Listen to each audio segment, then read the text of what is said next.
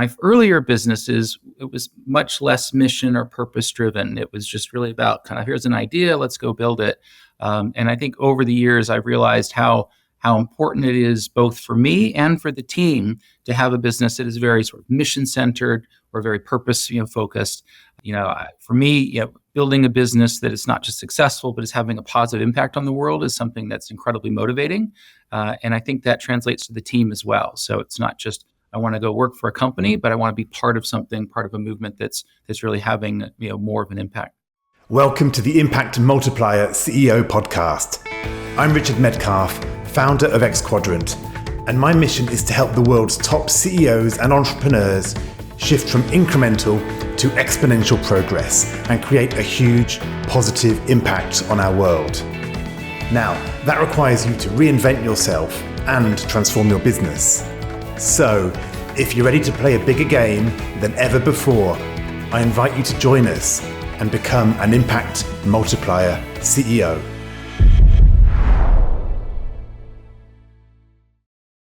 Jeff Grass is a serial entrepreneur with 3 successful exits under his belt.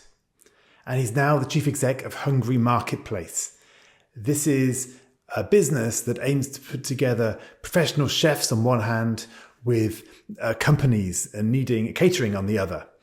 But what sets him apart is his strong sense of purpose and mission, and how he decided in this iteration of his entrepreneurial career, he wanted to create a business that not only succeeds, but also has a positive impact on the world. So we talk about what the shift was for him in his own mindset and focus, how he shifted from building traditional profit-centered businesses to something that's more purpose-driven. And we look at how Hungry provides this compelling value proposition that does make the world a better place in so many different dimensions. So enjoy this really interesting conversation with Jeff Grass of Hungry. Hi, Jeff, and welcome to the show. Thank you, Richard. Excited to be here. Well, anyone who's got a business called Hungry is good in my books, if you're honest. I'm a foodie, food lover, so looking forward to this conversation. Absolutely. What I know about you, Jeff, is that you are a serial entrepreneur. You've had, I think, 3 successful exits of venture-based companies, and Hungry is your current one.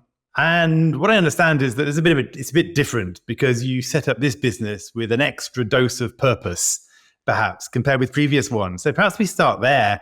Tell us a little bit in a nutshell about what Hungry is, but perhaps the story of what changed between exit number 3 and beginning of business number 4. Sure. So quick high level on Hungry. We are a B2B food tech company. We're essentially a platform or marketplace that connects companies, really corporate America, to top local chefs and restaurants to provide office and event catering. What sets us apart is we work with top chefs that cook primarily out of ghost kitchens, sort of independent chefs, and then we own all the delivery and the service to make it ultra reliable and a VIP level of service. In terms of Hungry, we are a very purpose-driven company. Our core purpose is to improve the lives of everyone we touch, with a special focus on 4 key groups, which is the chefs who are partners on the platform, the clients that we serve, giving back in the communities where we operate, and our team. And I'd say, what really inspired that was my earlier businesses. It was much less mission or purpose driven. It was just really about kind of, here's an idea, let's go build it. And I think over the years, I've realized how important it is both for me and for the team to have a business that is very sort of mission centered or very purpose focused.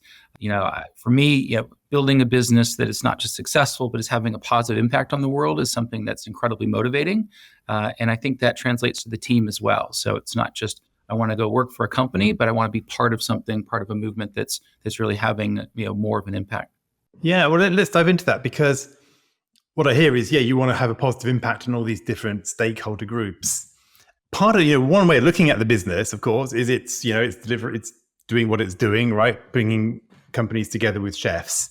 And so I'm wondering, what was it different in the previous businesses? Because presumably you wanted to serve your customers, you wanted to not be a jerk to your suppliers, et cetera, right? So you're probably still trying to do a good thing by your different stakeholders, just out of business necessity, if nothing else, in previous incarnations. So what gives it, how do you kind of detect that extra sense of purpose in this business?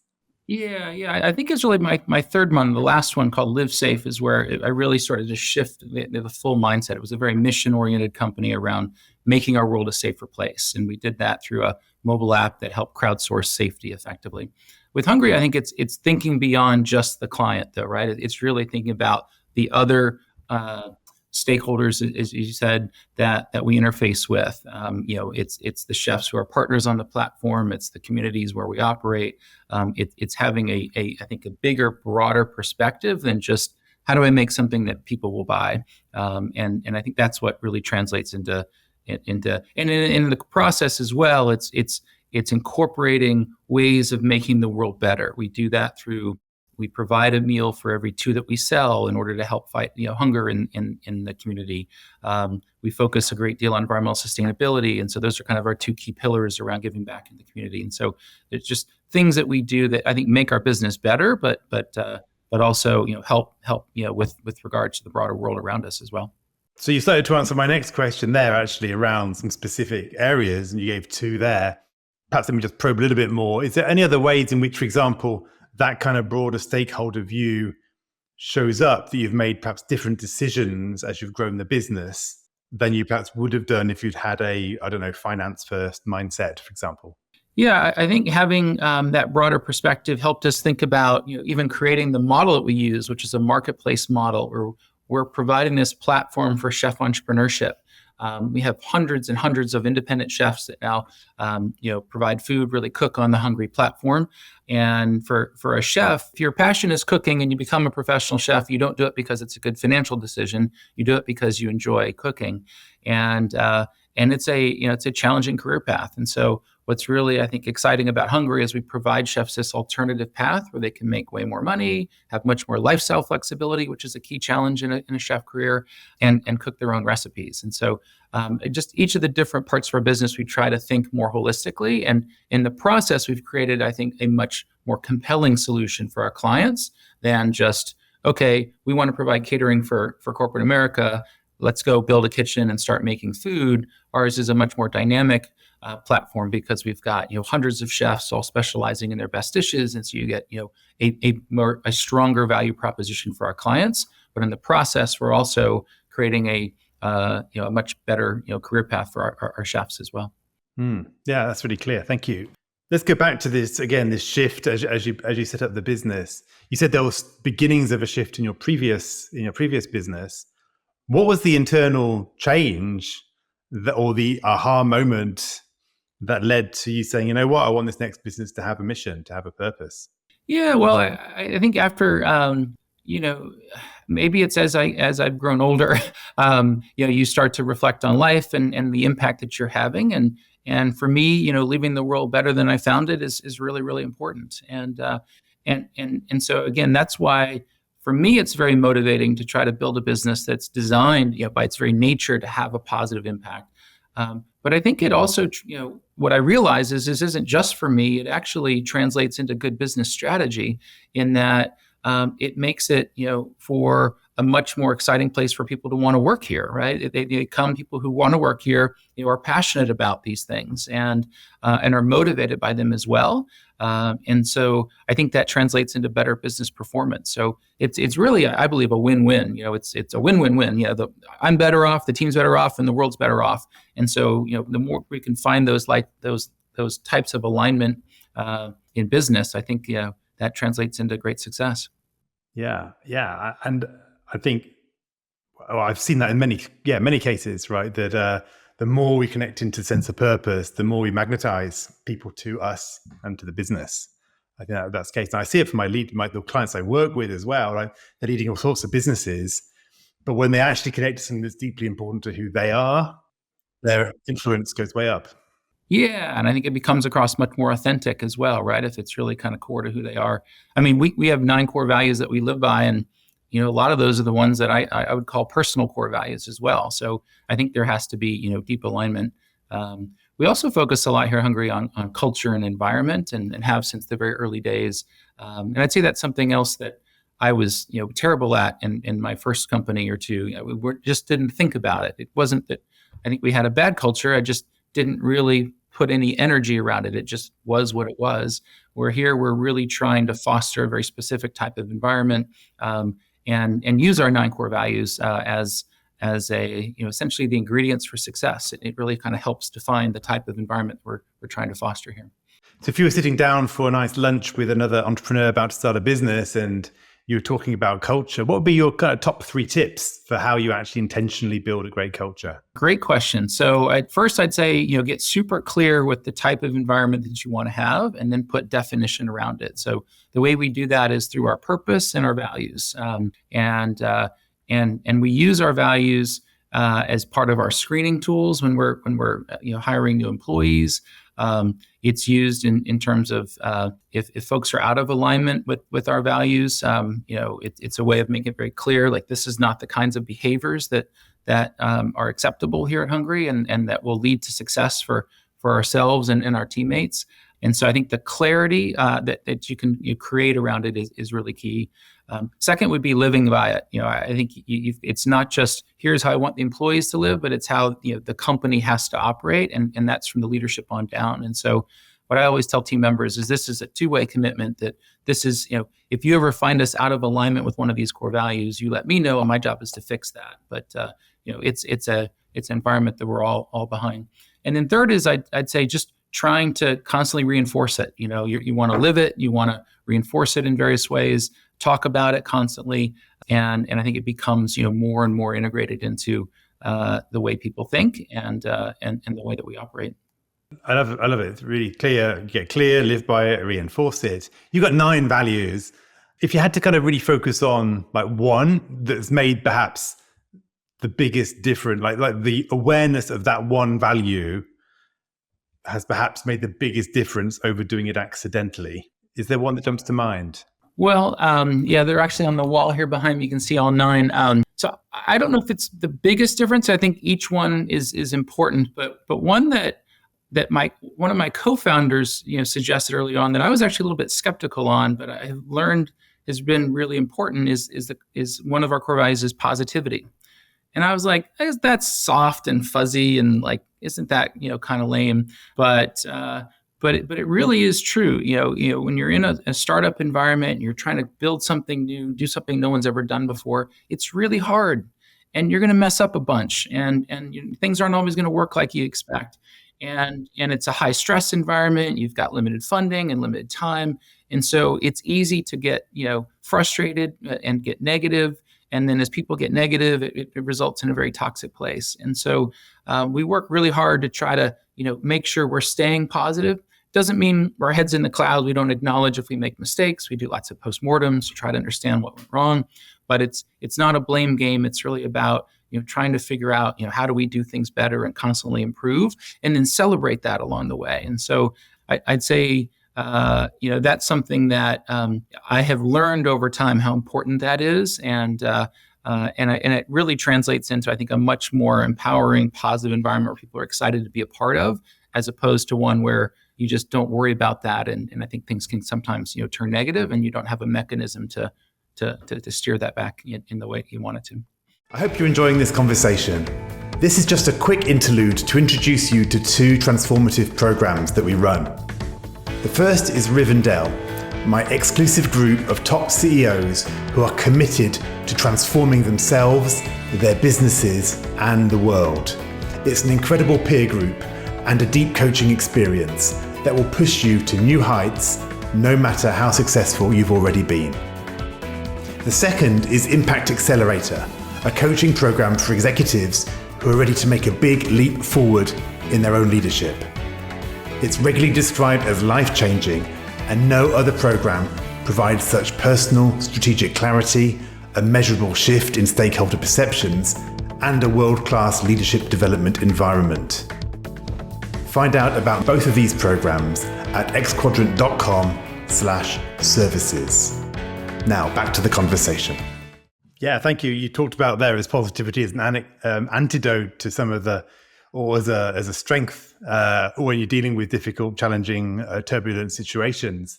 One thing I know about the business is that very early on, in fact, just after I think you'd raised some funds and financing for the business, you had to make a choice about to actually pivot the business, go after a wholly different market segment. So just perhaps tell us about that, because that sounds like that was quite a difficult decision to make. So shortly after you just sold investors the whole story, to go back to them and say, actually, we're doing something different now. Tell me about what happened.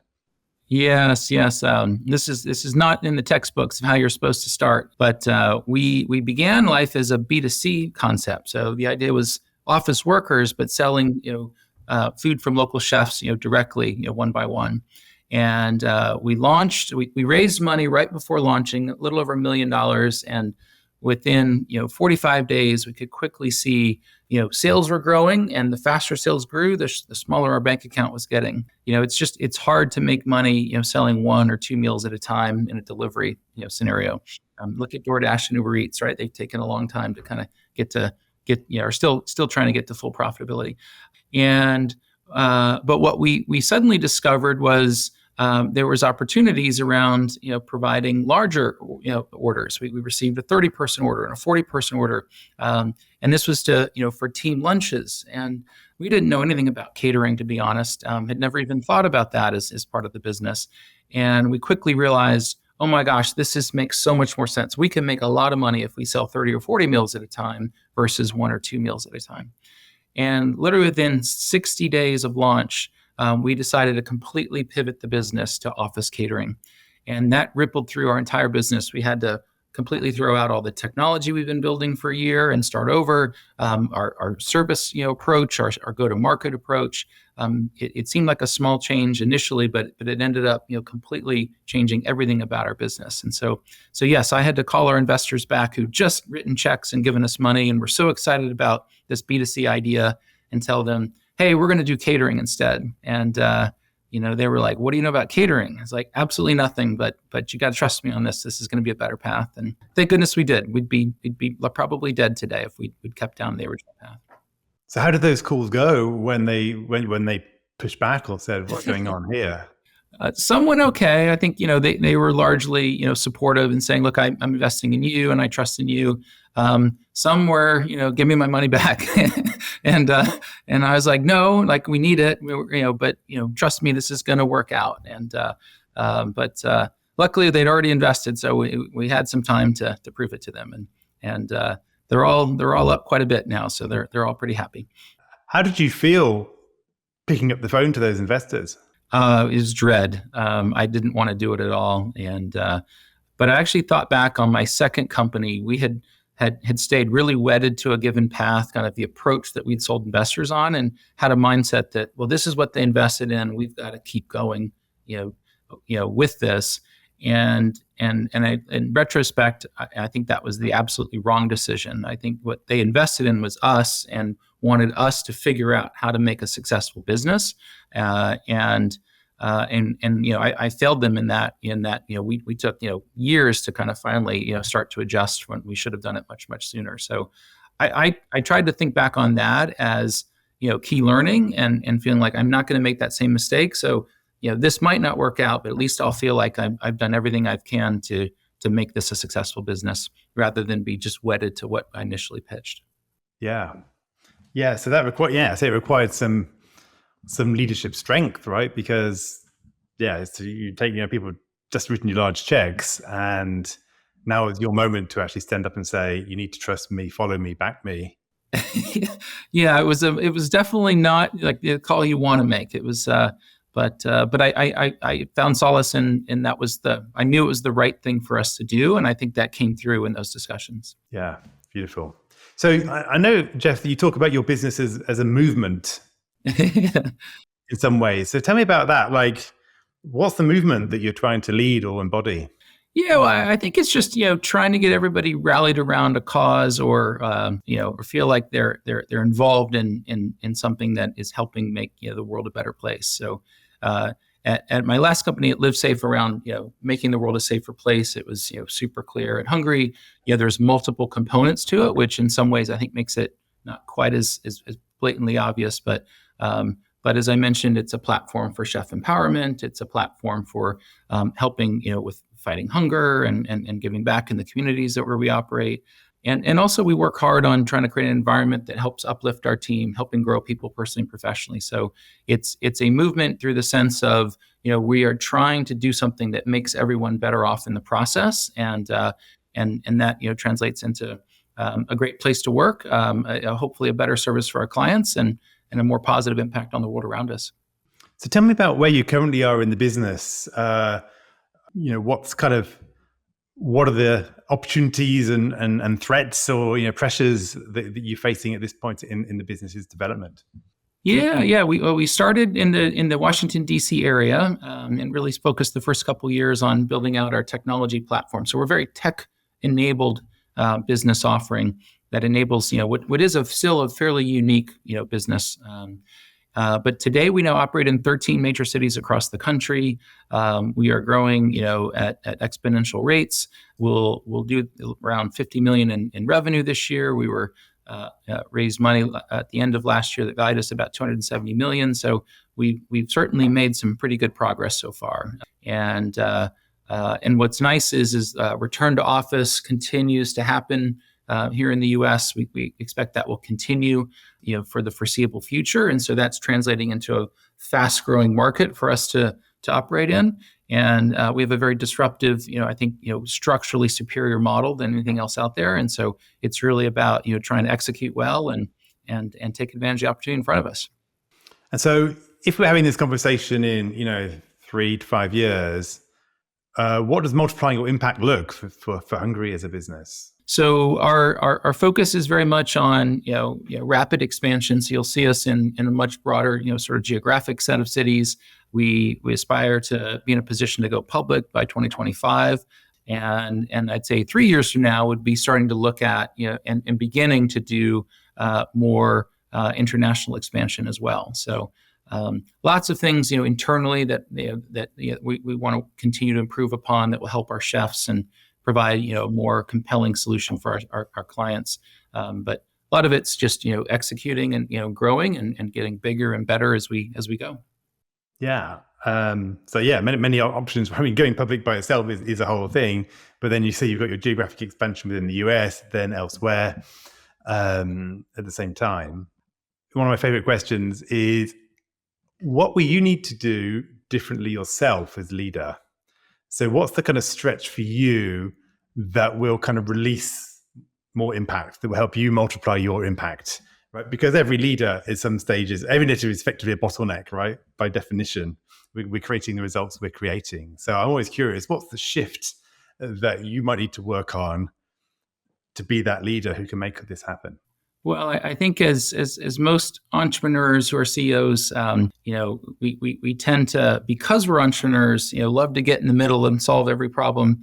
And so as the business grows and the team expands, part of what I need to continue to work on is to not always sort of jump into the middle of things, but to really empower the team to solve the problems and be more strategic, be more higher level.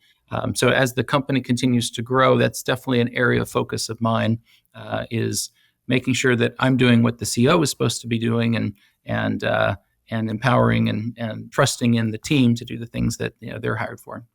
Yeah, well, that's an answer I hear a lot, to be honest, as you can probably imagine. Well, I wrote my book, right, Making Time for Strategy, because so many leaders, we get distracted by all the things where we can add value. And unfortunately, we therefore miss some of those the exponential moments, right? We get stuck in the incremental. We do. I think sometimes it's I enjoy it, and sometimes it's you feel like you're needed, and you're right. I think you're not creating the space to do that. So, I actually am trying to force it more. I set aside time on Tuesday mornings to not do anything tactical and try to create space to think and be more strategic, and then help kind of reprioritize my week and my month. But for me, it's still a learning process. So I definitely need to read your book. Yeah, well, actually, one thing I talk about is to help shift people's minds on this is I think call it the infinity trap. The infinity trap is really where we have an infinite amount of things on our plate. Pretty much everybody does because of technology now, right? And to go through that, we generally step on the accelerator. And actually, the more we work, the more tunnel vision we get. And so we actually feel that we're making progress because we can see all the things that we're doing. And we're feeling quite good about it, and we're getting the dopamine hit and the like. But because our view of going, our creativity has just gone down, and our ability to spot things just off to one side that could make a difference has kind of vanished. And I think that's kind of often one of the biggest things the leaders have to struggle with, have to overcome these days. I think it makes all kinds of sense. I could very much relate to that. I feel like I get a lot done every day, but still there's always more. And like you said, you're struggling to find the time to pull back and be more creative and think more strategically. So Jeff, it's been a really interesting conversation. I've loved kind of looking at your journey from this kind of multiple time entrepreneur to really thinking, I want to create something purpose driven about what that looks like in your particular business. I should create a marketplace business. Should look at the stakeholders involved and ethos that runs through the company, the culture, focusing on positivity, looking at what growth looks like for you. And then getting honest about, where are the things where I might need to let go, right? And not jump in order to step back and release more time for myself, for yourself, and more responsibility for others. I think we've covered a really interesting spectrum of issues today. If people want to find out more about Hungry or about you, where do they do that? Sure. You can go to our website at tryhungry.com, tryhungry.com. And you can learn all about us there. Perfect. Jeff, well, I look forward to watching along as you continue to expand the business and make a lot more people less hungry. Thank you, Richard. It's a pleasure and honor to be here today. Thank you. Cheers. Bye-bye. Well, that's a wrap. If you received value from this conversation, please do leave us a review on your favorite podcast platform. We'd deeply appreciate it. And if you'd like to check out the show notes from this episode, head to xquadrant.com/podcast, where you'll find all the details. Now, finally, when you're in top leadership, who supports and challenges you at a deep level to help you multiply your impact? Discover more about the different ways we can support you at xquadrant.com.